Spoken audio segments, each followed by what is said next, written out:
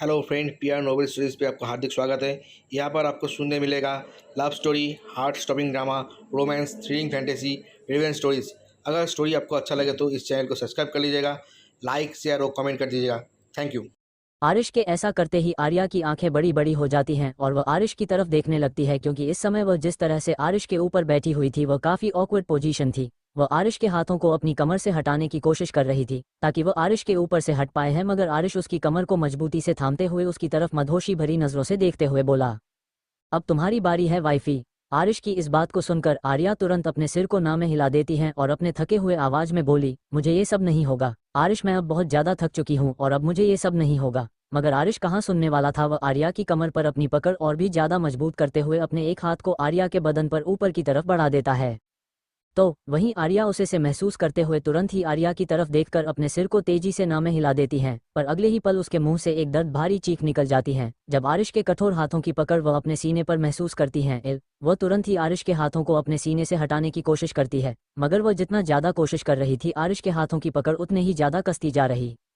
आर्या अपने दोनों हाथों को आरिश के सीने पर रखती हैं और आरिश की तरफ मदहोशी भरी नजरों से देखते हुए वह अपने मूवमेंट शुरू कर देती हैं, जिसमें आरिश फिर उसका पूरा साथ दे रहा था। आर्या को ज्यादा लगाने की जरूरत ही नहीं पड़ रही थी, क्योंकि आरिश को जो करना था वह खुद ही कर रहा था। तो वही आर्या अपने चेहरे को ऊपर की तरफ उठाते हुए ऊपर सीलिंग की तरफ देखने लगती है। तो वहीं आरिश की गहरी नजरें आर्या के ऊपर टिकी हुई थी।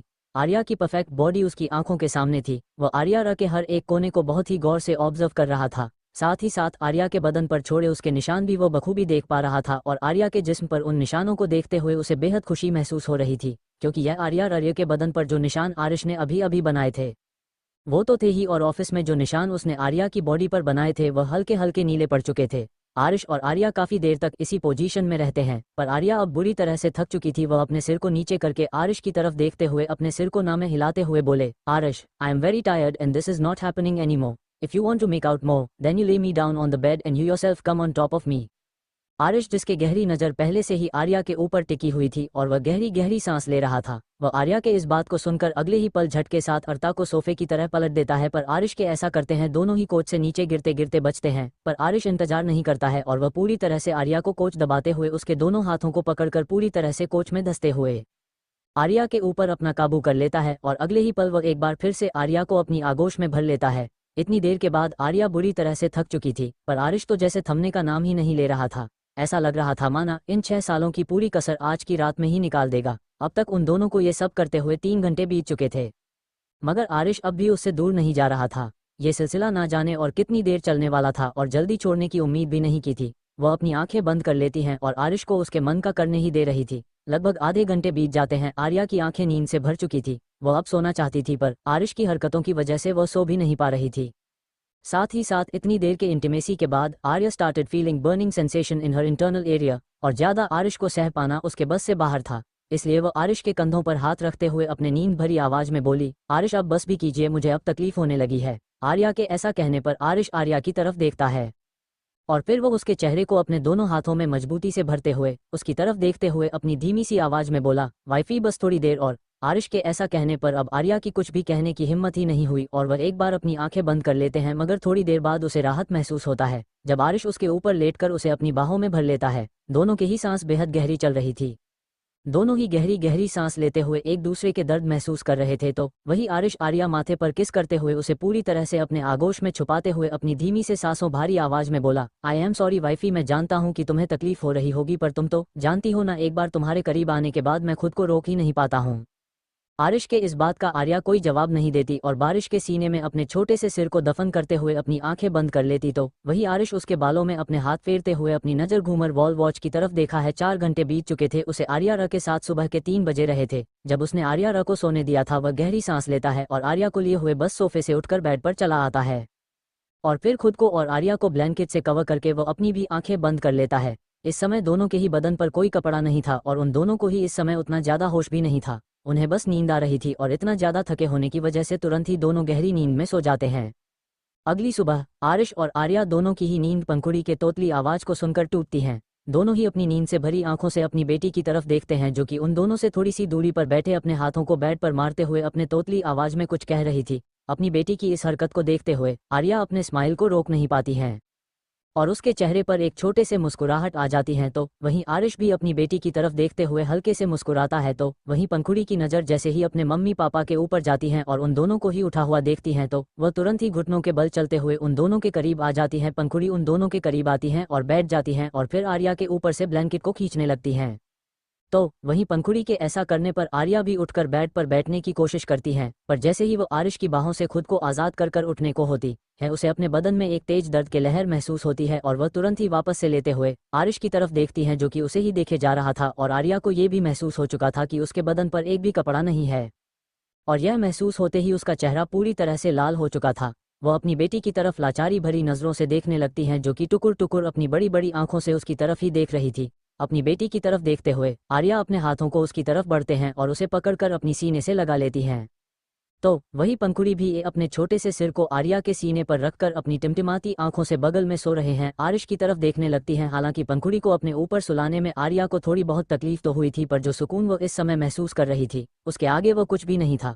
आर्या पंखुड़ी के माथे पर प्यार से किस करते हुए उसके बालों को धीरे धीरे सहलाते हुए प्यार से उसकी तरफ देखते हुए बोली, गुड मॉर्निंग मेरा बेटू, आप कब उठे बच्चा।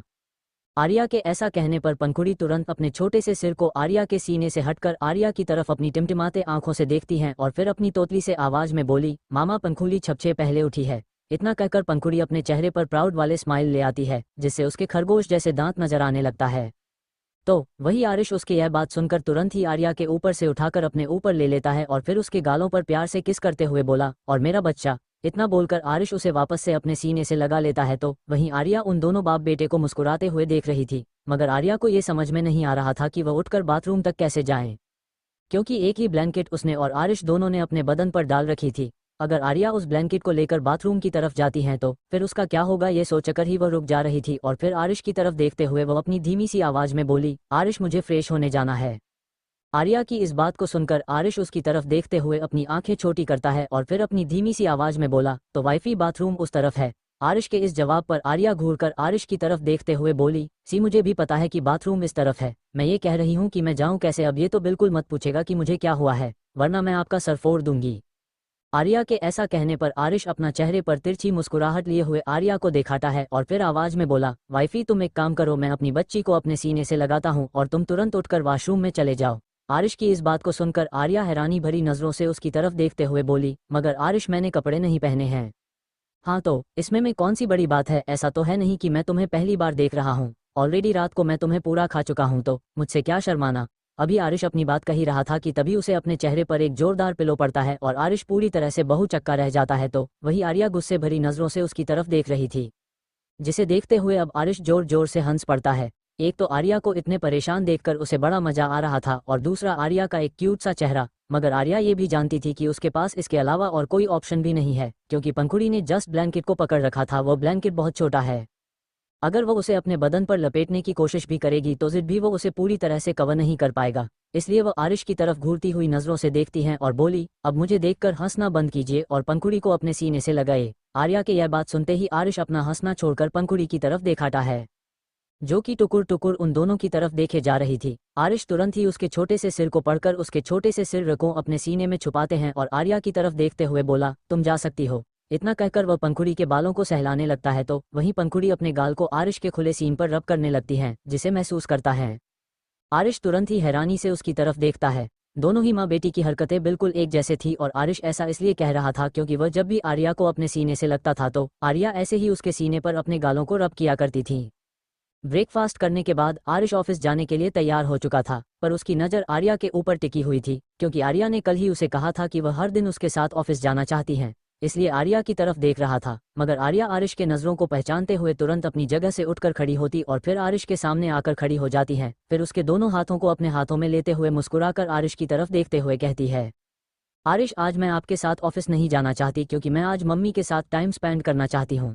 आप आज अकेले चले जाओ, कल से मैं आपके साथ चलूंगी। आर्या की इस बात को सुनकर आरिश कुछ पल को आर्या को देखता है और फिर आगे बढ़कर आर्या के माथे पर किस करता है। आरिश अपनी धीमी सी आवाज में बोला, अपना ख्याल रखना। इतना कहकर वह ऑफिस के लिए निकल जाता है। इधर बच्चे पहले ही स्कूल के लिए जा चुके थे।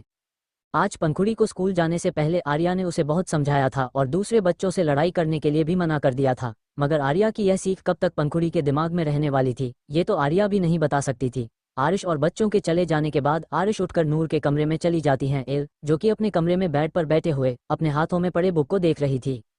शायद वह किसी चीज को पढ़ने में लगी हुई थी, तो वही आर्या के आने के आहट नूर को नहीं हुई थी, इसलिए उसने अपनी नज़र उठाकर आर्या की तरफ नहीं देखा। तो वही आर्या अपने कदमों से चलते हुए नूर के पास आती हैं और फिर उसके बगल में बैठते हुए नूर की बुक में झांकते हैं। एल, कुछ लाइन बुक्स की पढ़ने के बाद ही आर्या मज में आ जाता है कि उसकी मदर इन लॉ क्या पढ़ रही है, और वह मुस्कुराते हुए नूर की तरफ देखते हुए एकदम से खुशी भरे आवाज में बोली, मामा क्या आप भी नोवेल्स पढ़ते हो? मुझे लगा था कि सिर्फ मुझे ही नोवेल्स पढ़ना पसंद है, पर यहाँ तो मैं देख सकती हूँ कि आपको भी नोवेल्स पढ़ने में बहुत इंटरेस्ट आता है। पर यह आप क्या पढ़ रहे हो? इतना कहकर आर्या नूर के हाथों से उस बुक्स को ले लेती है और फिर वो उस बुक को बंद करके उसकी कवर पेज को देखती हैं, और कवर पेज पर लिखा उस नाम को देखकर कुछ पल को आर्या खामोश हो जाती है, मगर फिर वो अपनी नज़रें उठाकर नूर की तरफ देखती हैं और फिर मुस्कुराते हुए अपनी चमकती हुई आंखों से नूर की तरफ देखते हुए बोले, मामा ये तो मेरे ही लिखी हुई नोवेल्स है।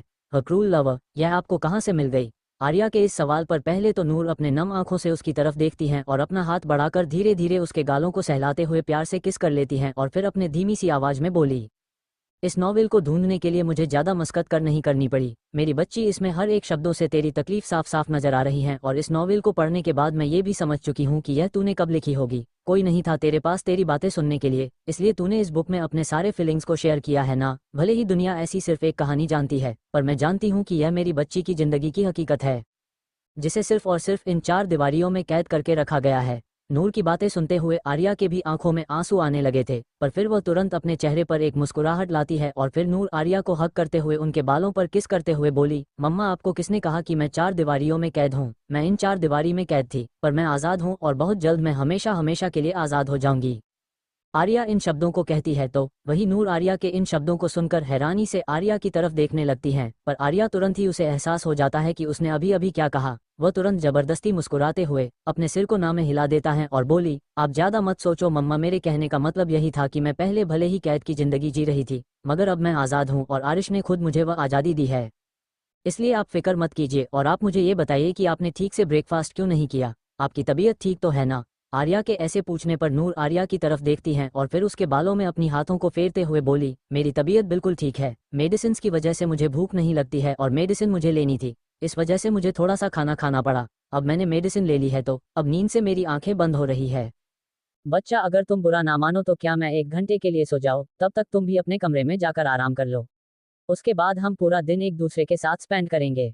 नूर की बातें सुनकर आर्या तुरंत ही अपने सिर को हाँ में हिला देती है और वह उस बुक को बंद करके साइड टेबल पर रखती हैं और ब्लैंकेट को अच्छी तरह से नूर के ऊपर डालकर वह उसकी तरफ मुस्कुराकर देखती है और फिर कमरे से बाहर चली जाती हैं। तो वही आर्या को जाते हुए देखकर नूर मुस्कुराते हुए अपनी आंखें बंद कर देती हैं। तो वही आर्या नूर के कमरे से निकलने के बाद सीधा स्टडी रूम की तरफ भागती है और वह स्टडी रूम में आते ही अंदर से स्टडी रूम के दरवाजे को बंद करके वह तुरंत ही आरिश के लैपटॉप ऑन करती हैं, पर जैसे ही वह लैपटॉप ऑन करती हैं स्क्रीन पर पासवर्ड टाइप करने का ऑप्शन आ जाता है और लॉक स्क्रीन को देखते हुए आर्या पूरी तरह से धुंधला होती है।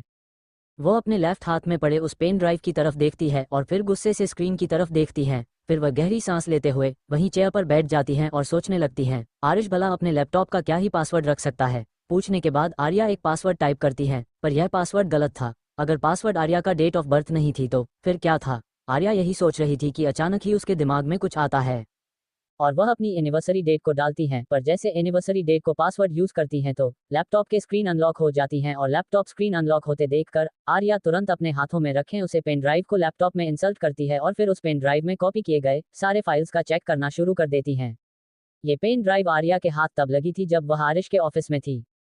Flashback start. आरिश आर्या को कमरे में बिठाने के बाद खुद केबिन साफ करवाने के लिए केबिन में गया था, मगर उसके पीछे पीछे आर्या भी केबिन में आ गई थी, जिसे देखने के बाद आरिश उसकी तरफ हैरानी भरी नजरों से देखते हुए बोला, वाइफी मैंने तुम्हें कमरे में इंतजार करने को कहा था, मैं थोड़ी देर में आ रहा हूँ, फिर तुम बाहर क्यों आ गई? और उसके पूछने पर आर्या तुरंत ही अपने छोटे छोटे हाथों को अपने पेट पर रखते हुए फिर आरिश की तरफ देखकर अपना क्यूट सा चेहरा बनाते हुए बोला, क्योंकि मुझे भूख लगी है। आर्या के ऐसा कहते ही आरिश, जो कि राघव को ही कॉल लगाने वाला था, उसके हाथ रुक जाते हैं और वह आर्या की तरफ देखाता है। सच में लंच टाइम हो चुका था और आर्या ने अब तक कुछ खाया भी नहीं था, जिस वजह से उसे भूख लगना लाजमी है। आरिश आर्या की तरफ देखती है और फिर एक गहरी सांस लेते हुए बोला, ओके मैं कॉल करके तुम्हारी लिए लंच मंगवा देता हूँ, पर तुम अंदर रूम में जाकर बैठो। वाइफी देखो पर कितने सारे कांच बिखरे हुए हैं, तुम्हें लग जाएगी। ऐसा कहने पर आर्या एक नज़र फर्श की तरफ डालती है और फिर उसकी तरफ देखकर तुरंत ही अपने सिर को ना में हिलाते हुए बोली, नहीं लंच आपको मेरे लिए लेकर आओगे? आर्या के डिमांड सुनकर आरिश की आंखें बड़े बड़े हो जाती है। वह भला ऑफिस टाइम में लंच लाने के लिए जाएगा। वह आर्या की तरफ देखकर कुछ कहने वाला था, उससे पहले ही आर्या अपने हाथों से इशारा कर उसे रोक देती है और फिर अपना मुंह बनाते हुए बोली, आपने ऑलरेडी मुझे बहुत परेशान किया है, पर फिर भी मैंने आपको माफ किया है, तो क्या आप मेरे लिए इतना नहीं करोगे? ऐसे बोलते ही आरिश सब कुछ भी कहने लायक नहीं बनता है। वह बस गहरी सांस लेकर अपने सिर को हिलाते में बोला, ओके ओके मैं ला रहा हूँ। वह केबिन से बाहर चला जाता है। आने से चेहरे पर परेशानी साफ नजर आने लगी थी, मगर उसे जाकर लंच तो लाना ही था। इसलिए वह अपने प्राइवेट लिफ्ट से होते हुए पार्किंग में जाता है और सीधा अपनी कार लेकर हुआ रेस्टोरेंट के लिए निकल जाता है। इधर आर्या तुरंत ही भागते हुए आरिश के स्टडी टेबल पर आती है और वह तुरंत ही लैपटॉप ऑन करती है, क्योंकि लैपटॉप पहले से ही ऑन लॉक था और आरिश उसे लॉक करना भूल गया था। इसलिए आर्या तुरंत ही उसके लैपटॉप में 30 इस इक्वल्स ढूंढने लगती है। काफी फाइल्स खोलने और बंद करने के बाद फाइनली आर्या को कुछ मिलता है, पर सिर्फ देखने से क्या ही होता। आर्या तुरंत उस फाइल को खोलती है और उसमें कुछ ढूंढने लगती है, पर काफी ढूंढने के बाद भी उसे कुछ नहीं मिलता, जिससे आर्या के चेहरे पर परेशानी और डर साफ साफ नजर आने लगा थे, क्योंकि आधे घंटा बीत चुका था और आरिश कभी भी यहाँ आने वाला था। आर्या को समझ में नहीं आ रहा था वह क्या करे क्या ना करे, कि तभी उसे कुछ याद आता है और वह भागते हुए सीधा रूम में जाती हैं और अपने पर्स को उठाती हैं और अगले ही पल अपने पर्स के सारे चैन को खोलकर पर्स में मौजूद सारी चीजों को वह बेड पर गिरा देती हैं। सारी चीज बेड पर फैल जाती है। आर्या जल्दी जल्दी से सारी चीजों के बीच से उसे जो चाहिए था वह उसे ढूंढ कर निकल ही लेती है और वापस से भागते हुए वह आरिश के केबिन में आती है और तुरंत उसके लैपटॉप से उसे पेन ड्राइव को कनेक्ट करते हुए वह उसे फाइल को उसे पेन ड्राइव में कॉपी करना शुरू कर देती है। अभी कुछ 30% ही कॉपी हुए थे कि किसी के पैरों की आहट आर्या के कानों में जाती है, जिसे सुनकर आर्या के दिल की धड़कनें बेहद तेज हो जाती हैं और वह अपनी डरी हुई नजरों से दरवाजे की तरफ देखने लगती हैं कि तभी उसे दरवाजे का नॉक घूमता हुआ नजर आता है और अगले ही पल झटके से सी पेन ड्राइव को खींचकर अपनी मुट्ठी में भर लेती है और लैपटॉप को शट डाउन करते हुए वह सीधा उसे मिरर से बाहर देखने लगती है, जहां आरिश खड़े हुए बाहर देखा करता था।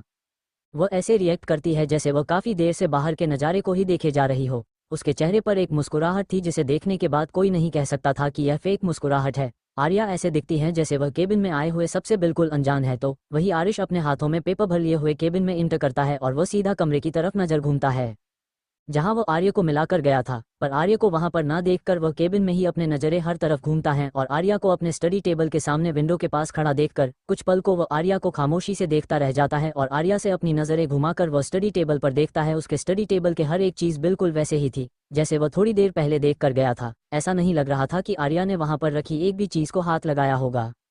आरिश के दिमाग में कुछ सवाल तो आ ही गए थे, मगर फिर वो उन सवालों को झटकते हुए आर्या की तरफ देखते हुए बोला, वाइफी तुम वहां क्या कर रही हो? आरिश की आवाज सुनकर आर्या अपनी धड़कनों को काबू करते हुए पलटकर आर्या की तरफ देखती और अपने चेहरे के स्माइल को बरकरार रखते हुए बोली, आपने इतनी देर कहाँ लगा दी? मैं कब से आपका इंतजार कर रही थी। अपनी बात कहते हुए आर्या जाकर आरिश के सामने खड़े हो जाती हैं, तो वहीं आरिश आर्या की बात सुनकर अपने बालों में अपने हाथ को फेरते हुए अपनी शांत सी आवाज में बोला, मैं तुम्हारे लिए तुम्हारी फेवरेट डिशेज बनवाने लगा था, जिस वजह से मुझे थोड़ी सी लेट हो गई। अब तुम अपना लंच करो, तब तक मैं केबिन क्लीन करवा देता हूँ। इतना कहकर आरिश अपने हाथों में आगे बढ़ाता है और फिर आर्या के हाथों को पकड़कर वहां से रूम में ले जाता है और उसे बेड पर बिठाते हुए उसे पेपर बैग को साइड टेबल पर रख देता है और फिर आर्या के बालों में हाथ फेरते हुए बोला, अपना लंच करो और यहीं पर रहना, ओके सी। इतना कहकर आरिश रूम से बाहर चला आता है, तो वही आरिश के जाते ही आर्या गहरी सांस लेती हैं और फिर अपने मुट्ठी खोलकर उस पेन ड्राइव को देखती हैं और अगले ही पल वह एक बार फिर से पेन ड्राइव को अपने मुट्ठी में कसकर दरवाजे की तरफ देखती हैं। फ्लैशबैक एंड आर्या के नज़ारे लैपटॉप की स्क्रीन पर घड़ी हुई थी और वह बहुत ही ध्यान से लैपटॉप स्क्रीन को देख रही थी। उसकी आंखों में इस समय गुस्सा साफ साफ नजर आ रहा था, क्योंकि उसने जो फाइल आरिश के लैपटॉप से कलेक्ट की थी वह आधी ही पेन ड्राइव में सेव हो पाई थी थे और आधी फाइल नहीं हो पाई थी, जिसकी वजह से उसे बेहद गुस्सा आ रहा था। उसे उस फाइल में ही उसे बहुत से ऐसे क्लू मिल चुके थे जिसके बल पर वह आगे चलकर आरिश को पूरी तरह से तबाह कर सकती थी। आर्या को अब समझ नहीं आ रहा था कि वह बचे हुए आधे फाइल्स को कैसे अपने मुट्ठी में पाए। आर्या ऐसे उधेड़बुन में थी कि अचानक ही उसका फोन रिंग करने लगता है और फोन रिंग होने की आवाज सुनकर आर्या तरह से डर जाती है, पर फिर जैसे ही उसे एहसास होता है कि उसका खुद का फोन ही रिंग कर रहा है, वह गहरी सांस से लेकर फिर फोन के स्क्रीन की तरफ देखती है, तो दूसरी तरफ से उसे आरिश का कॉल आ रहा था। आरिश का कॉल आता हुआ देखकर आर्या अपने घबराहट को छुपाते हुए तुरंत ही आरिश का कॉल रिसीव करती है, तो दूसरी तरफ से आवाज उसके कानों में पड़ती है, वाइफी क्या कर रही थी तुम? आरिश की इस सवाल पर आर्या एक नज़र लैपटॉप के स्क्रीन को देखती हैं और फिर अगले ही पल अपने चेहरे पर झूठी स्माइल लाते हुए अपनी शांत सी आवाज में बोली, कुछ भी तो नहीं, मैं कमरे में बैठे हुए थे और अकेले बोर हो रही थी। मैं माँ के साथ बात करना चाहती थी, पर माँ की तबीयत ठीक नहीं है, तो मैं उन्हें परेशान भी नहीं करना चाहती हूँ। आरिश की बात सुनकर आरिश गहरी सांस लेता है और फिर अपने चेयर को वह घूमते हुए विंडो से बाहर देखने लगता है और अपने गहरी आवाज में बोला, मुझे पहले से पता था वाइफी की माँ की तबीयत ठीक नहीं है, इसलिए मैं तुम्हें अपने साथ ऑफिस लाना चाहता था, पर तुम्हारी ही जिद थी मॉम के साथ टाइम स्पेंड करना है, जिस वजह से मैं तुम्हें फोर्स भी नहीं कर पाया। अगर तुम आना चाहती हो तो लंच टाइम मैं ड्राइवर को भेज दूंगा, तुम उसके साथ चली आना। आरिश अब अपनी बात पूरी कर पाता उससे पहले ही आर्या तुरंत नहीं ही बोली, मैं आज घर पर ही रहूंगी, आज सिद्धार्थ आने वाले हैं बच्चों से मिलने के लिए, अगर मैं ऑफिस जाऊंगी तो फिर मुझे उधर से लौटने में लेट हो जाएगा और फिर बच्चे भी कुछ घंटे में घर आ ही जाएंगे, आपको मेरी फिक्र करने की जरूरत नहीं है, आप आराम से अपना काम कीजिए, पर जल्दी घर आएगा। सिद्धार्थ उसके घर पर आने वाला है ये सुनकर उसके चेहरे के एक्सप्रेशन बदल जाते हैं, पर वह उसे आर्या को शो नहीं करता है और वह अपने सिर को हाँ में हिलाते हुए अपनी शांत सी आवाज में बोला, ओके डैन वाइफी मैं जल्दी ही आ जाता हूँ, ओके अच्छा चलो अब अपना ख्याल रखना, मेरी एक मीटिंग है, मैं मीटिंग खत्म करके आता हूँ, उसके बाद तुम्हें कॉल करता हूँ। इतना कहकर आरिश बाय बोलकर कॉल डिस्कनेक्ट कर देता है और वही आर्या एक गहरी सांस लेती है जैसे उसकी कितनी बड़ी चोरी पकड़ी जाने वाली थी और फिर अपने पेन ड्राइव को आरिश के लैपटॉप से वापस से निकलते हुए वह उसके लैपटॉप को बंद कर देती है और सीधा स्टडी रूम से निकलकर वह अपने कमरे की तरफ चली जाती है। कमरे में आने के बाद आर्या अपने कपड़े चेंज करती है और अपने कमरे से वह बाहर आती है। उसने अब कार्गो जीन्स के साथ ब्लैक कलर के हाई नेक को कैरी किया था और उसने अपने ऊपर एक बड़ी सी कैप को डाल रखा था, उसके बाल खुले हुए थे, चेहरे पर कोई मेकअप नहीं था, पर हाथ में एक मास्क जरूर था। वह उस मास्क को अपने मुट्ठी में दबाए हुए अपनी धीमी कदमों से बाहर आती है। वह एक नज़र नूर के कमरे की तरफ देखते हैं और फिर काकी के कमरे की तरफ अपने कदम बढ़ा देती के कमरे में आने के बाद उनकी तरफ देखते हुए अपनी धीमी आवाज में बोली, माँ। काकी जो कि दूसरी तरफ अपने मुंह को किए हुए सो रही थी, अचानक से आवाज सुनकर पीछे की तरफ देखती हैं और फिर अपने सामने खड़ी आर्या की तरफ देखती हैं। उनके चेहरे पर हैरानी साफ साफ नजर आ रही थी क्योंकि आज से पहले उन्होंने आर्या को तभी ऐसे कपड़े पहनते देखा नहीं था जब आर्या कॉलेज में पढ़ा करती थी। जब से उसकी आरिश से शादी हुई थी आर्या ने ऐसे कपड़े पहनना छोड़ दिया था, पर आज इतने सालों बाद आर्या को इस तरह से देखकर काकी को खुशी तो हो रही थी पर उससे कहीं ज्यादा हैरानी भी हो रही थी। काकी आर्या की तरफ सवालिए नज़रों से देख रही थी तो वही आर्या काकी के आंखों में सवाल को पढ़ाते हुए तुरंत ही आगे बढ़ती है और उनके दोनों हाथों को थामते हुए उनकी तरफ देखते हुए बोली, माँ मैं कुछ जरूरी काम से बाहर जा रही हूँ, जब तक घर वापस ना आओ तब तक के लिए प्लीज आप सब संभाल लेना, किसी को पता मत लगने देना कि मैं घर से बाहर हूँ। नूर मम्मा आपकी तबीयत सही नहीं है, वरना मैं उन्हें बात कर जाती। आर्या की बात सुनकर काकी बेहद कंफ्यूज हो चुकी थी, पर फिर वो मुस्कुराते हुए उसके हाथ अपने हाथ में लेती हैं और उसके गालों को सहलाते हुए बोली, तुम्हें फिक्र करने की जरूरत नहीं है मेरी बच्ची, तुम आराम से जो और आराम से आना, कोई फिक्र की बात नहीं है। काकी की बात सुनकर आर्या मुस्कुराती है, अगले ही पल उसके चेहरे के हंसी गायब हो जाती है और वह काकी की तरफ देखते हुए अपनी गहरी आवाज में बोली, अगर मुझे आने में लेट हुआ या फिर मेरे बारे में किसी ने कोई सवाल करे तो आप उनसे यही कहना कि मैं अपना बीता हुआ कल वापस लेने गई हूँ। इतना कहकर आर्या काकी के कमरे से निकल जाती है तो वहीं काकी कंफ्यूजन से आर्या की तरफ देखती रह जाती है। आर्या के कहने का क्या मतलब था कि वह अपना बीता हुआ कल वापस लेने गई है, पर काकी जब तक आर्या से यह पूछ पाती उससे पहले ही आर्या वहां से जा चुकी थी। आर्या पैलेस से निकालकर सीधा बाहर आती है और वह पार्किंग में जाकर एक कार बाहर निकलती है। ड्राइवर के लाख बोलने के बाद भी आर्या किसी ड्राइवर को अपने साथ लेकर नहीं जाती है तो वहीं आर्या की कार जैसे ही पैलेस के में गेट से बाहर निकलती है वह ड्राइवर तुरंत ही किसी को कॉल करता है। इधर आर्या तेज से कार ड्राइव करते हुए एक बड़े से मैंशन के सामने आकर कार रुकती हैं। वह अपनी नजरें विंडो से बाहर घूमकर बड़े से मैंशन की तरफ देखती हैं और उस मैंशन को देखते ही उसकी आंखों में पानी भर आता है। वह तुरंत ही कार का डोर ओपन करके बाहर आती है और तेज कदमों से मैंशन के अंदर चली जाती है। मैंशन के अंदर कदम रखते ही आर्या के सामने कुछ बीती हुई यादें घूमने लगती हैं। जी हाँ, आर्या अंजलि और राहुल के घर पर आई थी। अंजलि वही दोस्त जिसने आर्या का एक पिता की तरह साथ दिया था और माँ की तरह उसका ख्याल भी बिल्कुल रखा था। वही उसका भाई जिसने कभी आर्या को किसी चीज की कमी नहीं होने दी। इस अनजान शहर में उसने उसे एक भाई की तरह ही प्यार किया, एक भाई की तरह ही प्रोडक्ट किया था। आर्या जैसे ही मेंशन में अपने कदम रखती है सामने घेरे में उसे काम करते हुए दिखाई दे जाते हैं। तो वहीं कुछ मेड जो कि नई थी और कुछ मेड जो कि बहुत पुरानी थी। आर्या को एक नज़र देखते ही वो सभी पहचान जाती हैं, मगर कोई भी आर्या की तरफ कदम नहीं बढ़ता है तो वही आर्या भी किसी को नहीं जाती थी। वह तुरंत एक मेड की तरफ अपने कदम बढ़ाते हुए अपनी धीमी सी आवाज में बोली, क्या अंजलि घर पर है? आर्या के सवाल पर वह पहले तो कुछ देर तक खामोशी से आर्या की तरह देखती हैं और फिर अपने सिर को नामे हिला देती हैं। उस मेड के इस जवाब को सुनकर आर्या पहले तो हैरान होती हैं, पर फिर वह अपने सिर को अंजलि के कमरे की तरफ घुमाते हुए बोली, मगर ऐसा कैसे हो सकता है? क्या वह कहीं गई है?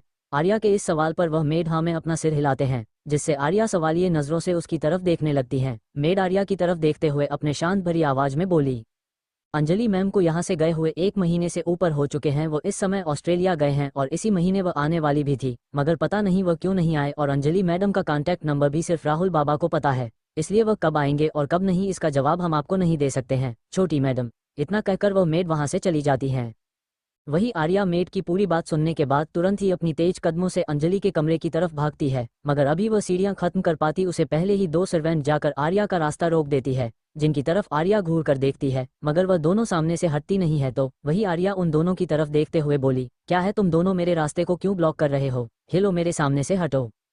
उसके कहने पर वह दोनों ही सर्वेंट आर्या की तरफ देखते हुए अपने सिर को झुकाती हैं और फिर बहुत ही शांत आवाज में बोली, मैडम आप ऊपर नहीं जा सकती, हमें राहुल बाबा का सख्त इंस्ट्रक्शन है कि किसी को भी ऊपर वाले फ्लो पर ना जाने दिया जाए सिवाय अंजलि मैडम के, इसलिए आप वहां नहीं जा सकती हैं। अगर आपके ऊपर जाना है तो आपको राहुल बाबा के आने तक का इंतजार करना होगा। उनकी बात सुनकर आर्या का चेहरा गुस्से से लाल होता है। वो कुछ कहती उससे पहले ही उसके कानों में एक रौबदार आवाज गूंजती है, आरू। ये नाम जैसे ही आर्या के कानों में जाता है, आर्या तुरंत ही पलटकर पीछे देखती है तो उसके पीछे राहुल अपनी पैंट के पॉकेट में अपने हाथों को डाले हुए अपने गहरी नजरों से आर्या की तरफ देख रहा था। कुछ भी नहीं बदला था, राहुल बिल्कुल पहले की तरह ही था। अगर कुछ बदला था तो वह सिर्फ और सिर्फ आर्या के लिए राहुल के जज्बात, जिन आंखों में आर्या के लिए सिर्फ और सिर्फ प्यार नजर आता था, सिर्फ और सिर्फ पैम्परिंग नजर आती थी, आज वहां पर सिर्फ और सिर्फ गुस्सा नजर आ रहा था। आर्या समझ सकती थी राहुल के इस गुस्से के वजह को, मगर राहुल नहीं समझ सकता था आर्या के उस बर्ताव को जो आर्या ने सालों पहले उसके और अंजलि के साथ किया था। उस दिन के बाद से आर्या कभी उन दोनों से मिलने नहीं आई थी, यहाँ तक कि राहुल एक बार आर्या के पास गया भी था ये जानने की कोशिश में कि आर्या इतना कैसे बदल सकती है, वह भला अंजलि को इतना ज्यादा हट कैसे कर सकती है। वह राहुल के लिए जो बोल गई थी राहुल उसे बर्दाश्त कर सकता था, लेकिन उसने अंजलि को खुदगर्ज कहा था, वह लड़की जो खुद से पहले हमेशा आर्या को रखती थी।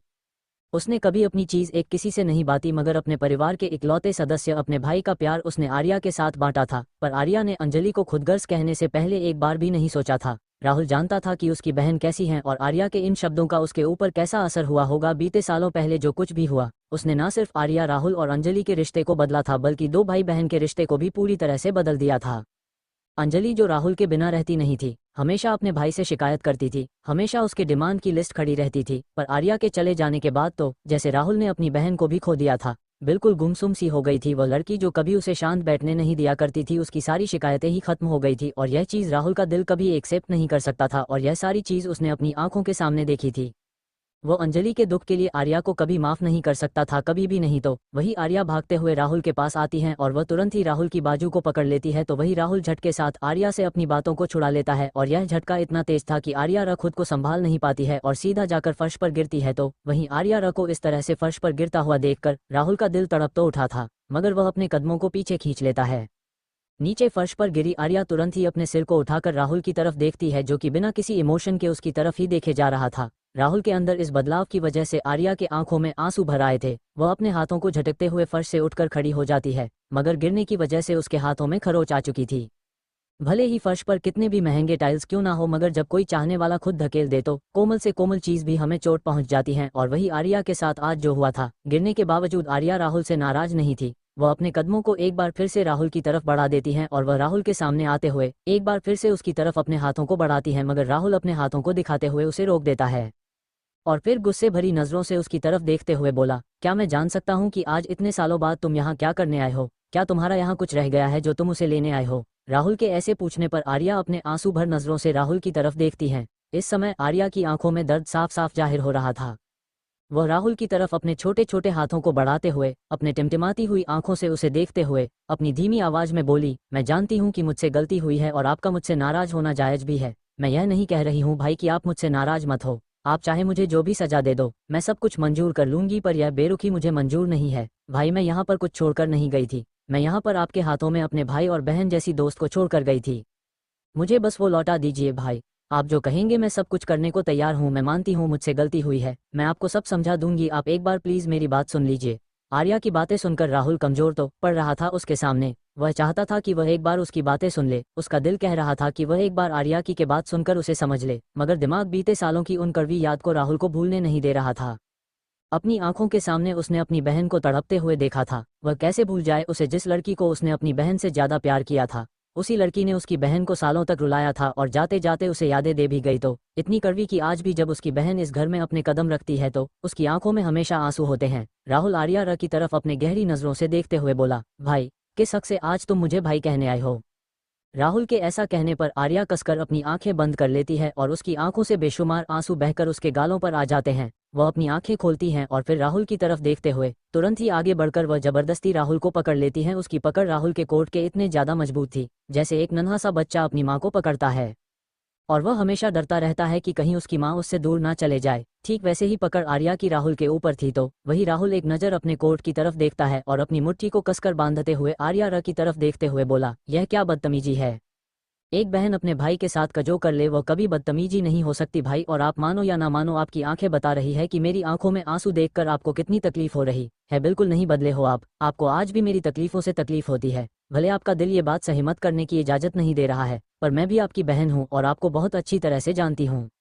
आर्या अपनी बातें बिल्कुल एक जिद्दी बच्चों की तरह कह रही थी तो वही राहुल आर्या की बात सुनकर अपने दांतों को किटकिटता है, पर वह इस बार आर्या र को खुद से दूर धक्का भी नहीं दे पा रहा था। मानो या ना मानो पर आर्या ने जो कुछ भी कहा था वह बिल्कुल सच था। वह ऐसे आर्या को नहीं देख पा रहा था। राहुल उसकी आंखों में आंसू को भला कैसे देख लेता, इन दो शैतानों की वजह से ही तो कभी उसे कोई गम छू नहीं पाए थे। इन दोनों शैतानों की वजह से ही उसने अपने सारे गमों को भुला दिया था और उनके जिंदगी में सिर्फ और सिर्फ खुशियां थी। पर ना जाने उनकी खुशियों को किसकी नजर लगी थी कि आर्या अचानक उन्हें छोड़कर जाने का फैसला कर चुकी थी। आर्या के उस फैसले के पीछे की वजह राहुल ने जानने की भी कोशिश नहीं की थी, क्योंकि वह नहीं चाहता था कि आर्या बेकसूर निकले, क्योंकि वह जानता था कि अगर आर्या बेकसूर निकलेगी तो उसका जीना दुश्वार हो जाएगा।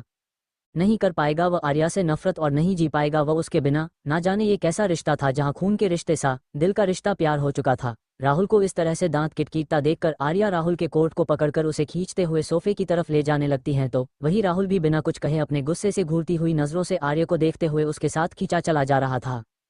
तो वहीं घर के सारे सर्वेंट उन दोनों की तरफ में देखे जा रहे हैं तो वही आर्या देख रहा था। वह खींचकर राहुल को लाकर सोफे पर बिठाती हैं और खुद उसके पैरों के सामने अपने पैरों को मोड़कर बैठ जाती हैं।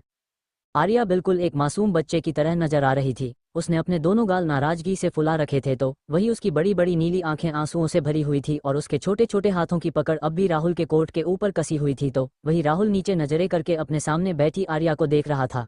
आर्या इस समय इतनी ज्यादा मासूम लग रही थी कि राहुल का दिल कर रहा था कि वह आर्या के गालों को जोर से खींची और उसे बहुत ज्यादा पैम्पर करें, मगर अपने गुस्से के आगे बस सब कुछ वो इग्नोर करता चला जा रहा था। तो वही आर्या अब राहुल के कोट को छोड़कर राहुल के हाथों की उंगलियों को अपने मुट्ठी में भरती है और फिर राहुल की तरफ देखते हुए अपनी नाराजगी भरी आवाज में बोली, अगर मैं आप लोगों को छोड़कर जा रही थी तो आप लोगों ने एक बार भी तुम मुझसे नहीं पूछा था कि मैं आप लोगों को छोड़कर क्यों जा रही हूँ, और ना ही आप लोगों ने मुझे इसके पीछे की वजह जानने की कोशिश की थी।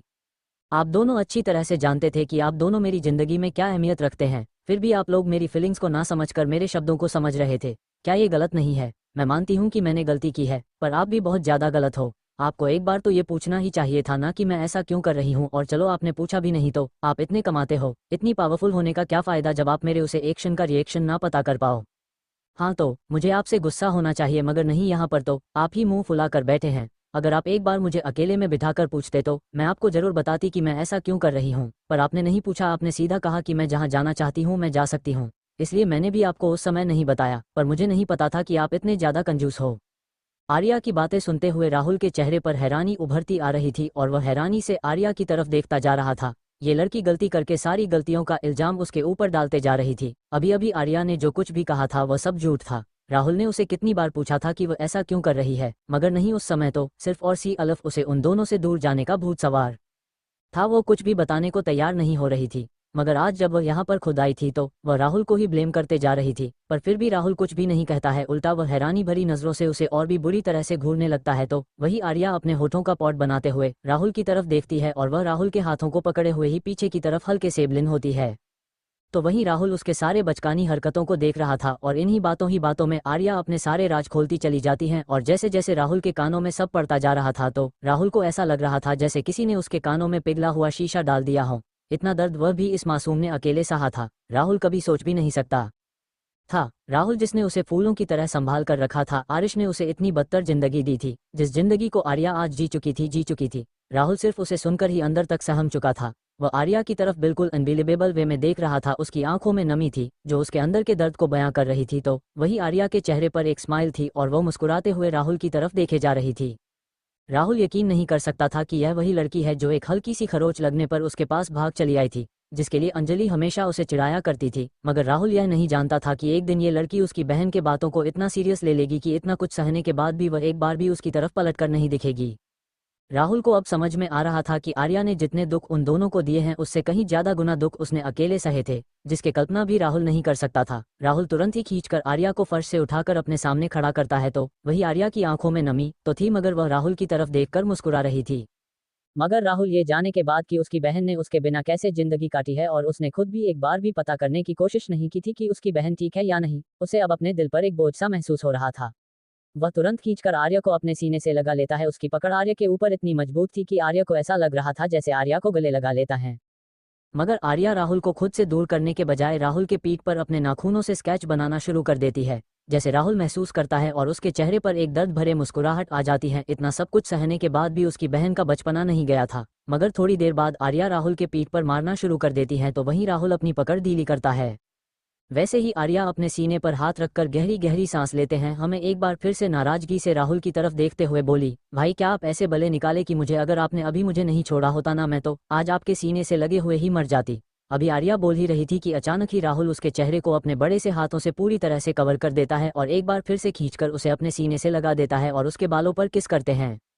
आज कह दिया, दोबारा अपने मुंह से इन शब्दों को मत निकलना। अगर मैंने दोबारा कभी तुम्हारे मुंह से ऐसे शब्द सुने तो इसके लिए तुम्हें सीधा पनिशमेंट मिलेगी, आए बात समझ। राहुल की बातें सुनते ही आर्या अपने छोटे छोटे खरगोश जैसे दांत दिखा देती है तो वहां मौजूद सभी मेड जो कि आर्या की बातें सुन रही थी, कुछ बातें उन्होंने सुनी थी तो कुछ बातें आर्या को देखने में वह इतनी खो गई थी कि उनके कानों में जाने के बावजूद उन्हें वह याद नहीं था कि उनकी आंखों के आंसू बता रहे थे कि उन्होंने आर्या की पूरी कहानी सुनी है।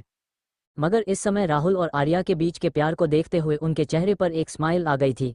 थोड़ी देर तक यूं ही आर्या को अपने सीने से लगाए रहने के बाद राहुल आर्या को दूर करता है और फिर उसके मासूम से चेहरे की तरफ देखते हुए बोला, अब मुझे ये बताओ कि तुम यहाँ पर क्या करने आई थी। राहुल के इस सवाल पर आर्या की नजरें फिर से अंजलि के कमरे की तरफ चली जाती है और उसके चेहरे पर मायूसी नजर आने लगती है तो वहीं राहुल भी आर्या के नजरों का पीछा करता है और फिर आर्या के चेहरे की तरफ देखने लगता है।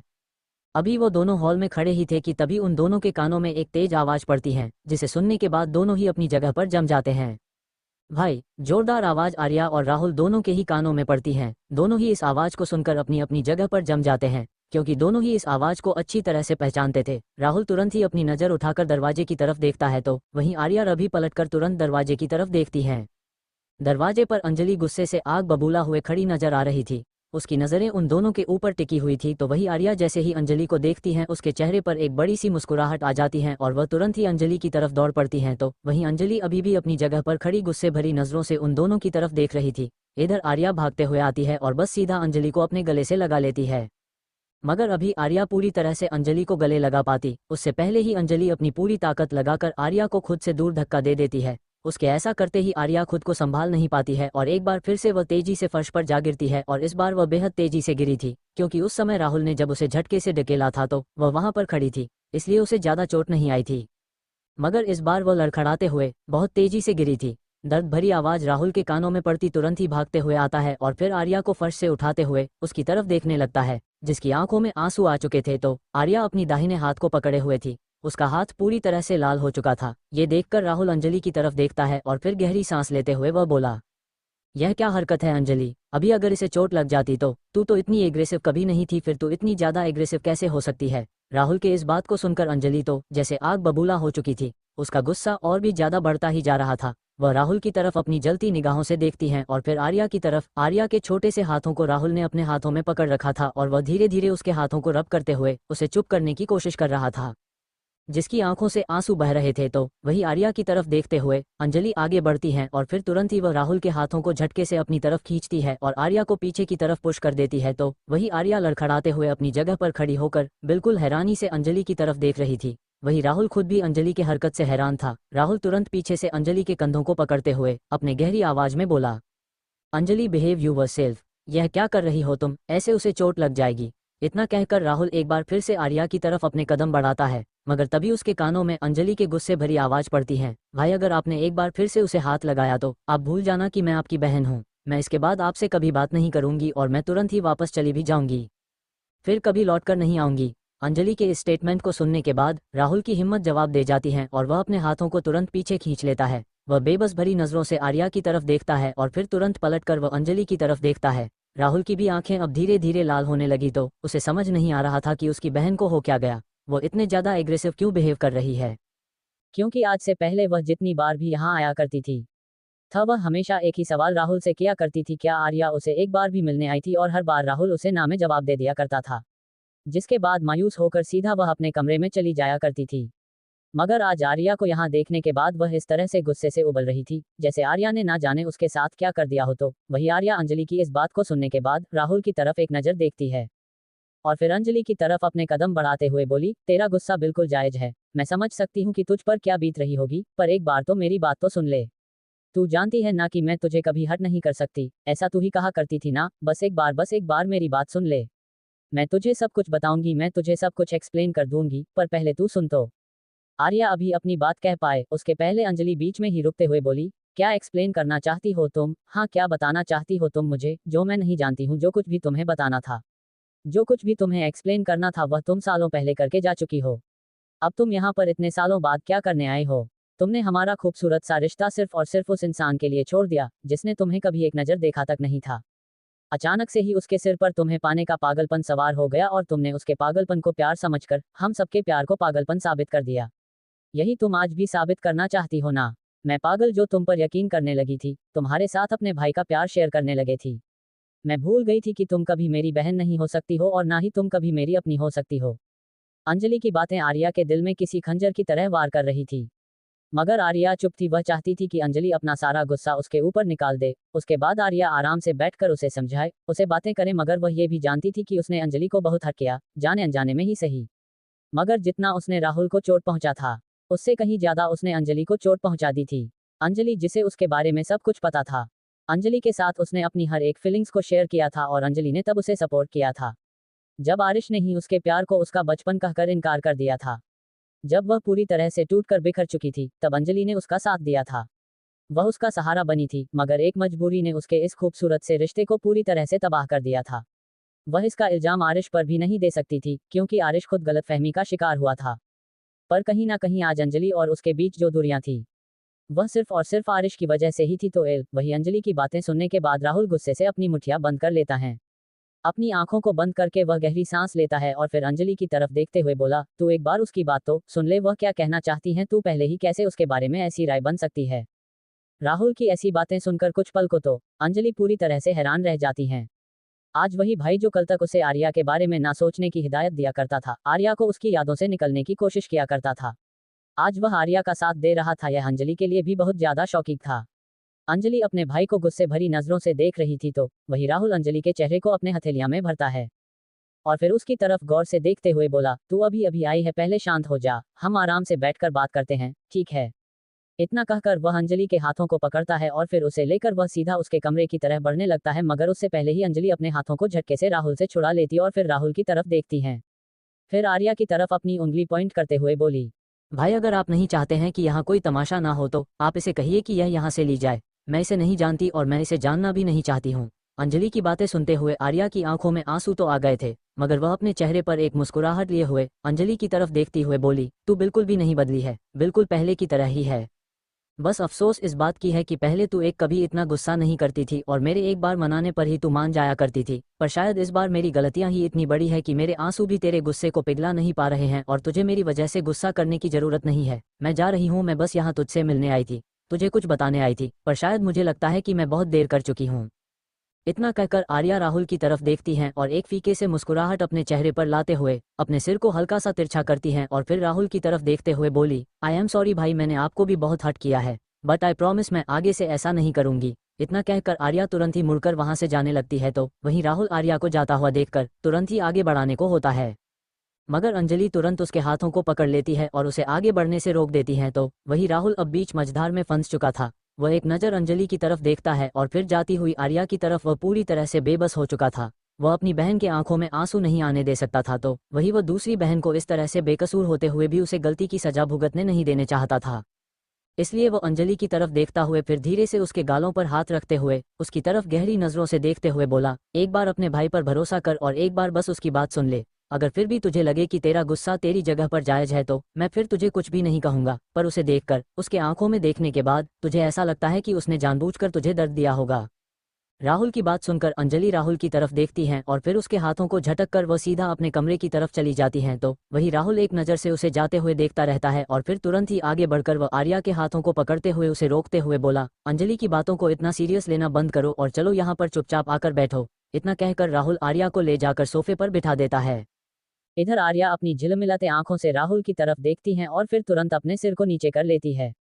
वह अपने होठों को दबा रही थी जिसे वह अपने आंसुओं को काबू कर सके, तो वही राहुल उसके हर एक हरकत को अच्छी तरह से नोटिस कर रहा था। वह उसके सिर को धीरे से सहलाता है और फिर अपने कदम अंजलि के कमरे की तरफ बढ़ा देता है, तो वही आर्या एक बार भी अपनी नजरें उठाकर उसे तरफ नहीं देखती है। तो इधर राहुल अंजलि के कमरे में आता है तो वह देखता है कि अंजलि, जिसका कमरा पूरी तरह से खाली हो चुका था, उसने अपने वॉल से सारी फोटोज को सालों पहले हटा दिया था। वह अब एक एक करके हम सारे फोटोज को वापस से दीवार पर लगा रही थी और अंजलि को ऐसा करता हुआ देखकर राहुल पूरी तरह से हैरान हो चुका था। एक तरफ वह आर्या को माफ करने को तैयार नहीं थी और ना ही उसकी बातें सुनने को तैयार नहीं थी, तो वहीं दूसरी तरफ वह आर्या की तस्वीर को अपने कमरे में ऐसे सज रही थी जैसे उसे कोई खोई हुई अमानत मिल गई हो। अंजलि को कमरे में सजती तस्वीरों की तरफ देखते हुए राहुल थोड़ा हैरान होते हुए बोला, अभी तक तो तुम नीचे ऐसे गुस्सा कर रही थी जैसे तू उसकी जान ले लेगी और यहाँ पर आकर तू उसकी तस्वीर अपने कमरे में सजा रही है। क्या मैं जान सकता हूँ कि तेरे दिमाग में चल क्या रहा है? राहुल की बात सुनकर अंजलि अचानक से ही पीछे पलटकर राहुल की तरफ देखती हैं, जो कि सवालिया नजरों से उसकी तरफ देख रहा था। अंजलि अपने चेहरे पर एक बड़ी सी मुस्कुराहट लाते हुए अपने चेहरे पर आए हुए आंसुओं को पोंछते हुए सीधा भाग कर आती है और राहुल के गले लग जाती है, तो वही राहुल उसे अपने सीने से लगाते हुए उसके सिर को धीरे से सहलाते हुए बोला, पागल लड़की, तूने मुझे डरा ही दिया था। तू ऐसे बिहेव कर रही थी जैसे तू सच में उसे कभी माफ नहीं करेगी, पर तुझे देखकर अभी लग नहीं रहा है कि तू उसे माफ नहीं करेगी, और भला तू उससे नाराज रह भी कैसे सकती है? जो लड़की आते ही सबसे पहले एक ही सवाल किया करती थी कि आर्या उससे मिलने आई थी या नहीं, वह लड़की उसके आने पर इस तरह से उसे ठुकरा नहीं सकती है। अंजलि अपने सिर को उठाकर राहुल की तरफ देखती हैं और फिर अपने सिर को जल्दी से हाँ में हिलाते हुए बोली, मैं जानती हूँ भाई कि मेरा दिल ऐसा नहीं कर पाएगा, बस थोड़ी सी नाराजगी थी जो मैंने उसके ऊपर निकाल दी, पर यह नाराजगी इतनी भी बड़ी नहीं है कि मैं उसे जल्दी माफ ना कर सकूं। और सबसे पहली बात कि मैंने वह सब कुछ सुन लिया, जो कुछ भी उसने सिर्फ और सिर्फ आपको बताया था। मैं यहाँ पर आई तो थी, पर मैंने उम्मीद नहीं किया था कि आज मेरा इंतजार खत्म हो जाएगा। जैसा ही मेरी सबसे पहले नजर उसके ऊपर ही गई जो कि फर्श पर आपके सामने बैठी हुई थी, मेरे कदम दरवाजे पर ही रुक गए। जब उसने अपनी बात आपसे बताने शुरू की, उसकी तकलीफों के आगे हमारा दर्द कुछ भी नहीं है भाई। हमने उसे कितना गलत समझा, हम दोनों उसे नफरत की नजरों से देखने लगे थे, पर सिर्फ हमारा दिल जानता था कि वह गलत नहीं हो सकती है, और आज हमारा दिल सही साबित हुआ। अंजलि की बातें सुनकर राहुल उसके सिर पर प्यार से हाथ फेरता है और माथे को चूमते हुए बोला, मैं उसे नीचे बिठा कर आया हूँ, चल जल्दी से चलकर उससे बात कर ले। वह पहले ही बहुत ज्यादा हट है, उसे और ज्यादा तकलीफ मत पहुंचा। राहुल के ऐसा कहते ही अंजलि राहुल को कमरे के अंदर खींच कर लाती है और फिर बेड पर पड़े उन सभी तस्वीरों को दिखाते हुए बोले, भाई आप इन तस्वीरों को हर तरफ लगा दो, मैं उससे मिलकर आती हूँ। राहुल अंजलि की इस बात को सुनकर पूरी तरह से हक्का बक्का रह चुका था। वह अपने मुंह को खोले अपनी बहन को ऐसे देख रहा था जैसे वह किसी आठवें अजूबे को देख रहा हो। ये लड़की जो अभी अभी गुस्से से दमदमाते हुए कमरे में आई थी, अब उसे कमरे की डेकोरेशन करने को कह रही थी और खुद वह आर्या के साथ टाइम स्पेंड करने के लिए जा रही थी। आर्या हॉल में बैठी हुई थी, फिर भी राहुल उसे रोकता नहीं है और उसे जाने देता है। इधर आर्या सोफे पर बैठी हुई थी। वह बार बार अपनी नजर उठाकर कभी अंजलि के कमरे की तरफ देखती तो अगले ही पल वह अपनी नजरें नीचे झुका लेती। अब तो उसकी हिम्मत ही नहीं हो रही थी कि वह अंजलि की तरफ अपनी नजर उठाकर भी देख सके। उसने जितना अंजलि को दुख पहुंचा था, उसके बाद तो उसे अब उम्मीद भी नहीं लग रही थी कि अंजलि उसे माफ करेगी। इधर अंजलि भागते हुए अपने कमरे से बाहर आती हैं और उसकी नजर थी नीचे सोफे पर अपने सिर को झुकाए हुए आर्या पर जाती है, और आर्या को इस तरह से बैठा हुआ देखकर उसके चेहरे के स्माइल और भी ज्यादा बड़ी हो जाती हैं। जब वह दोनों अपार्टमेंट में रहा करते थे तो आर्या जब भी उससे नाराज हुआ करती थी तो वह ऐसे ही अपने सिर को नीचे झुकाकर बैठा करती थी, या फिर अगर वह गलती कर दिया करती थी तो वह बिल्कुल इसी तरह मासूम बच्चे की तरह बैठा हुआ करती थी। और आज भी उसे इसी तरह से देखकर अंजलि पुराने दिन याद करते हुए मुस्कुरा दी। जल्दी से भागकर आर्या के पास जाती हैं और जाकर आर्या के सामने अपने हाथों को अपने सीने पर लपेटे हो जाती है। उसके चेहरे पर बहुत ही ज्यादा सीरियस एक्सप्रेशन थे और वह अपनी बड़ी बड़ी आंखों को छोटी करते हुए आर्या को देखे जा रही थी। तो वही आर्या अपने सामने किसी को मौजूद देखकर तुरंत अपने सिर को उठाकर देखती हैं और अपने सामने अंजलि को खड़ा देखकर वह भी इस तरह से उसे देखता हुआ देखकर अगले ही पल एक बार फिर से अपने सिर को झुका लेती हैं और फिर बहुत ही मासूमियत के साथ बोली, मैं जानती हूँ कि तुम मुझसे गुस्सा है और मैं यहाँ से जा भी रही थी, पर भाई ने मुझे रोका है, मेरी गलती नहीं है। आर्या की बात सुनकर अंजलि को हंसी तो बहुत आ रही थी, मगर वह अपने चेहरे पर उसे शो नहीं होने देती है और इससे आगे की आर्या कुछ कहती अंजलि तुरंत ही आगे बढ़कर आर्या को हक कर लेती हैं। अचानक से ऐसा करने से और आर्या बिल्कुल संभाल नहीं पाती और वह पूरी तरह से सोफे पर पीछे की तरफ हो जाती है।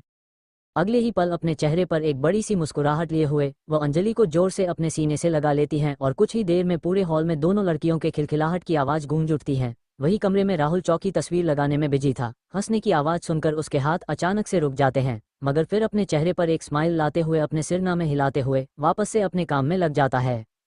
2 घंटे बाद आर्या अचानक से सोफे से खड़ी होते हुए अंजलि और राहुल की तरफ देखती हैं तो वहीं आर्या को अचानक से उठता हुआ देखकर अंजलि और राहुल दोनों ही कंफ्यूजन से आर्या की तरफ देखते हैं तो आर्या उन दोनों की ही तरफ माफी भरी नजरों से देखते हुए बोली, सी अब मुझे जाना होगा, मेरे बच्चों के आने का टाइम हो चुका है और अगर मैं नहीं गई तो वह दोनों ही मुझे ढूंढ ढूंढ कर परेशान हो जाएंगे और अगर उन दोनों ने आरिश को कॉल कर दिया तो फिर मेरे लिए मुश्किल है बढ़ जाएगी।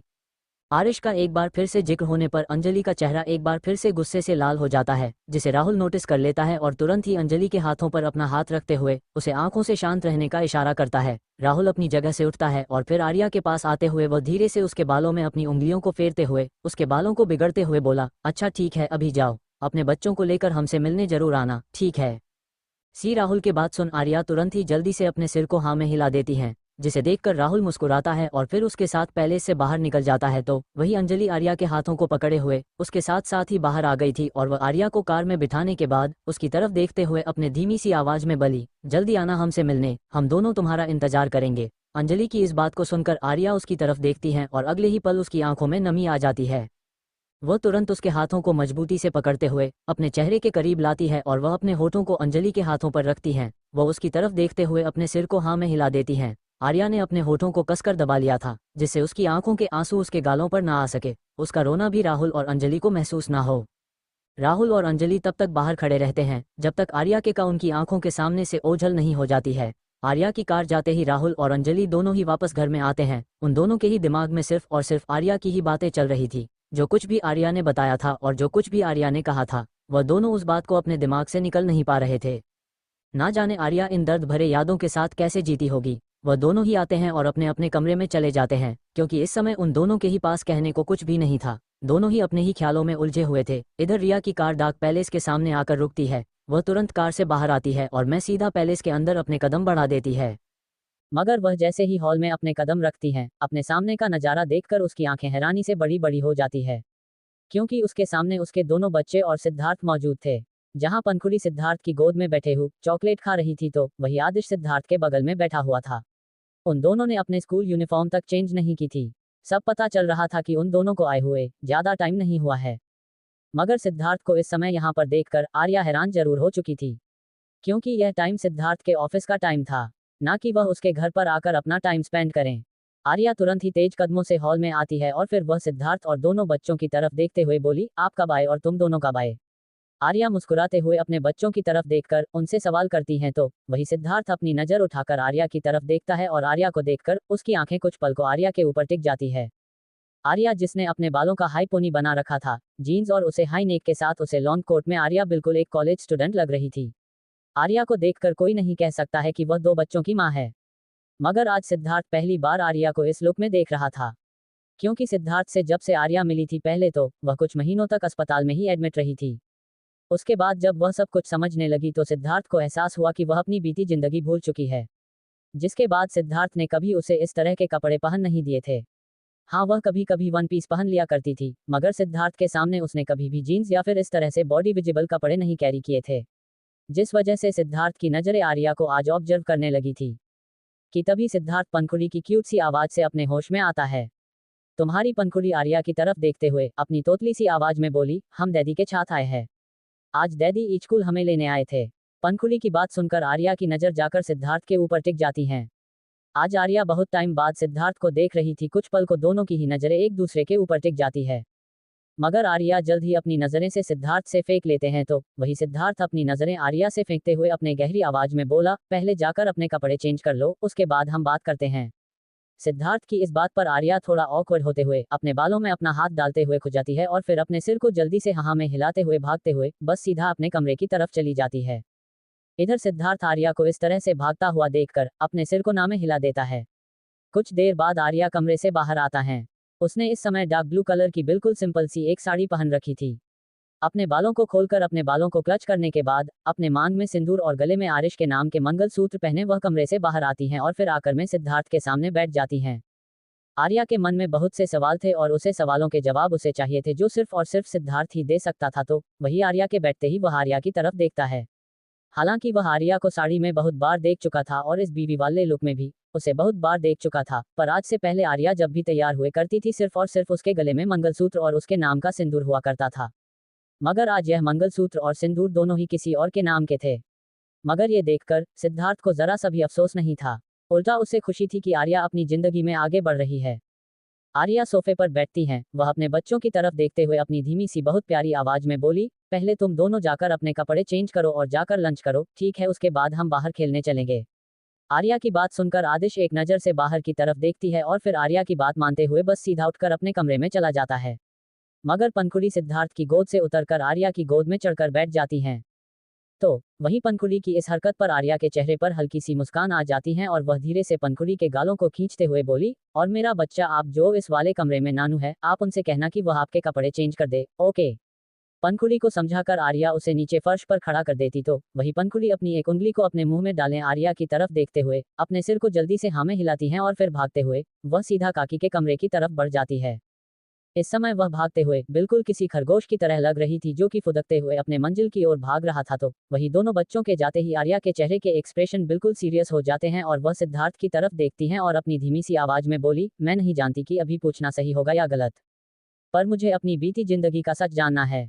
मुझे जानना है कि कैसे मैं आपको मिली और कैसे 6 साल तक आपके साथ रही, और इन सभी सवालों के जवाब मुझे सिर्फ और सिर्फ आपसे ही मिल सकते हैं। मैं नहीं जानती कि पंखुड़ी का डीएनए आरिश के साथ कैसे मैच हो रहा है, जबकि हम 6 सालों तक एक दूसरे से मिले भी नहीं थे। इनफैक्ट मुझे तो याद भी नहीं था कि मैं आपकी नहीं बल्कि किसी और की बीवी हूं, तो फिर ऐसा कैसे पॉसिबल हो सकता है कि पंखुड़ी आपकी नहीं बल्कि किसी और की।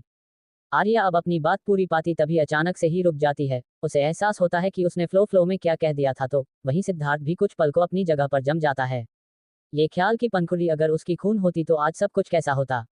अगर अफसोस पंखुड़ी उसके खून कभी हो ही नहीं सकती, क्योंकि उसने कभी भी आर्या को उस नज़र से देखा ही नहीं था। जहां उसने उसे अपनी बीवी का दर्जा जरूर दिया था, पर उसने कभी भी आर्या से अपने पति होने का हक नहीं लिया था, तो उन दोनों का बच्चे होने का कोई चांस ही नहीं था। सिद्धार्थ आर्या की इस बात को सुनकर कुछ देर के लिए अक्वार तो होता है, पर फिर वह हल्के से मुस्कुराते हुए अपने सिर को ऊपर उठकर आर्या की तरफ देखता है और फिर अपने बालों में अपने हाथों को फेरते हुए बोला, रिलैक्स, तुम्हें इतना ज्यादा सोचने की जरूरत नहीं है सोना। सिद्धार्थ अपनी बात कहते कहते बीच में ही रुक जाता है। सोना यह अब आर्या की पहचान नहीं थी। आर्या भी सिद्धार्थ की तरफ देखने लगती हैं।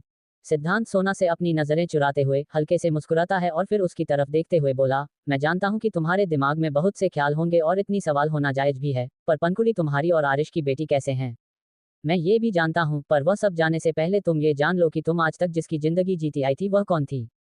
सिद्धार्थ के ये कहने पर आर्या भी सिद्धार्थ की तरफ की और सिद्धार्थ को देखने लगती है। हाँ, वह भी जानना चाहती थी कि आज तक वह जिसके नाम से सिद्धार्थ के साथ रह रही थी कि आखिर वह है कौन। सिद्धार्थ अपने चेहरे पर एक प्यार से मुस्कुराहट लिए हुए अपने खोए हुए अंदाज में बोला, मेरी बीवी सोना सिंघानिया, 6 साल पहले जब तुम उसे खाई से नीचे गिरी थी हम वहां पर मौजूद थे। उस साल मैं अपनी बीवी के साथ अपने फ्रेंड्स के साथ वेकेशंस पर इस एरिया में गया था, पर मुझे नहीं पता था कि वेकेशन से लौटते हुए मैं अपनी बीवी को खो दूंगा और मुझे अपनी बीवी की जगह तुम्हें देनी होगी। सिद्धार्थ की बात सुनकर आर्या अपनी जगह पर पूरी तरह से जम जाती है और वह हैरानी भरी नजरों से सिद्धार्थ की तरफ देखते हुए बोली, सी क्या मतलब कि आप अपनी बीवी को खो चुके हैं। आर्या के सवाल पर सिद्धार्थ तुरंत आंखें भर आती है और वह आर्या की तरफ देखकर अपने सिर को नामे हिलाते हुए बोला, नहीं, तुम गलत समझ रही हो, मैंने अपनी बीवी को हमेशा के लिए नहीं खाया है, मैंने अपनी बीवी को कुछ समय के लिए खो दिया था और आज भी वह मुझसे बिल्कुल बात नहीं करती है। सिद्धार्थ के इन उलझे हुए जवाब में आर्या को कुछ भी समझ नहीं आया, तो वह बस सिद्धार्थ की तरफ अपनी सवालिया नजरों से देख रही थी। मगर सिद्धार्थ ये बताने की जगह उसे उसकी कहानी बताता है, उस खाई में तुम गिरी थी, तब सबसे पहले तुम्हारे ऊपर मेरी बीवी की नजर तुम पर गई थी। सोना तुम्हें देखते ही तुम्हारे पास भाग कर गई थी, मगर उसे नहीं पता था कि तुमसे मिलते ही उसकी जिंदगी पलट जाएंगे। सोना सिंघानिया, जिसमें मेरी जान बसती है, वह सालों से अपनी जान को ढूंढ रही है, कहां कहां वह नहीं भटकी थी। हर जगह उसने तलाश लिया था, पर उसकी तलाश पूरी नहीं हुई थी। मगर उसकी तलाश तब पूरी हुई जब बात उसकी जान पर बन गई थी। सिद्धार्थ अभी अपनी बात कह रहा था कि आर्या एक बार फिर से सिद्धार्थ को बीच में ही रोकते हुए बोली, मैं कुछ भी समझ नहीं पा रही हूँ, आपकी बीवी किस तलाश में थी और भला उन्हें क्या हुआ है।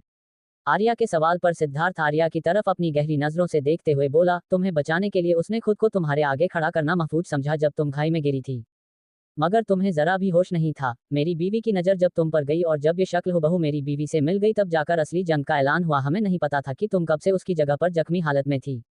मगर जब सोना ने तुम्हें पहचाना ठीक उसी पल तुम्हारे ऊपर कुछ टाइगर्स ने हमला कर दिया था, मगर सोना ने तुम्हें पूरी तरह से अपने आगोश में छुपा लिया था और वह हमला उसने अपने ऊपर ले लिया था। तुम्हारी पहचान तो मेरी बीवी पहचान गई थी, मगर उसने अपनी पहचान खो दी। आर्या जैसे जैसे सिद्धार्थ की बातें सुनते जा रही थी वह जैसे पत्थर की मूर्ति बनती जा रही थी। उस हमले के बाद तुम दोनों की ही जिम्मेदारी मेरे ऊपर आ चुकी थी। मेरी बीवी अपने होश खोने से पहले ही तुम्हारी जिम्मेदारी मुझे सौंप गई थी। हॉस्पिटल जाने के बाद तुम्हें तो बचा लिया गया, पर उसके बॉडी में टाइगर के नाखूनों के पॉइजन पूरी तरह से उसके बॉडी में फैल चुके थे, जिसके बाद उसका बचना लगभग नामुमकिन सा हो गया था। पर फिर भी उसने हिम्मत नहीं हारी और आज भी वह लड़की हारी नहीं है। वह भले ही होश में नहीं है, पर वह हर पल मेरी हिम्मत बनकर मेरे साथ रहती हैं। तुम्हें होश आने के बाद मुझे समझ नहीं आ रहा था कि तुम्हें कैसे अपने पास रखूं और तुम्हें क्या बताऊं, पर मुझे पता चला कि तुम सब कुछ भूल चुकी हो। जिसके बाद मेरे पास सबसे अच्छा ऑप्शन था कि तुम्हें अपनी पत्नी का नाम दे दूं। तुम दोनों की ही शक्ल एक दूसरे से इतनी मिलती है कि कोई भी तुम दोनों में फर्क नहीं कर सकता, और यही वजह थी कि आज तक तुम्हें कोई नहीं पहचान पाया कि तुम सोना हो या फिर नहीं। एक राज जिसे पर्दा उठ चुका था कि क्यों सिद्धार्थ ने उसे सोना होने का दर्जा दिया था, क्यों सिद्धार्थ ने उसे अपनी बीवी होने का हक दिया था। मगर एक सवाल अब उसके मन में नया आ चुका था कि भला उसका चेहरा सिद्धार्थ की बीवी से हुबहू कैसे मिल सकता है। इसलिए वह सिद्धार्थ की तरफ देखते हुए अपने सवाल सिद्धार्थ से कहती हैं, मगर मेरा चेहरा आपकी वाइफ के साथ कैसे मिल सकता है? आई नो कि हमारी शक्ल के साथ लोग होते हैं, पर एकदम हुबहू और वह भी एक ही शहर में, ये पॉसिबल नहीं है ना। मुझे लगता है कि अगर तुम्हें सच जानना है तो तुम्हें थोड़ा इंतजार करना होगा। मेरी सोना ठीक हो रही है और बस जैसे ही ठीक होगी वह तुमसे मिलने जरूर आएगी और वही इस राज से पर्दा हटाएगी कि तुम दोनों का चेहरा हुबहू हो कैसे मिलता है और क्यों उसने तुम्हारी जिम्मेदारी मुझे दे रही थी, क्यों वह तुम्हारे इतने केयर करती है और क्यों उसने तुम्हारे लिए अपनी जान को खतरे में डाला था। सिद्धार्थ की बात सुनने के बाद आर्या इस बारे में और कोई सवाल नहीं करते हैं, तो वही सिद्धार्थ उसकी तरफ देखते हुए अब आर्या के दूसरे क्वेश्चंस पर आता है। और रही बात पंखुड़ी की, तो पंखुड़ी 2 साल की हो चुकी है, मगर तुम ही सिद्धांत और आरिश को मिले हुए 3 साल हो चुके हैं। 3 साल पहले होटल कैनवा यह वही जगह है जब तुम दोनों मिले थे।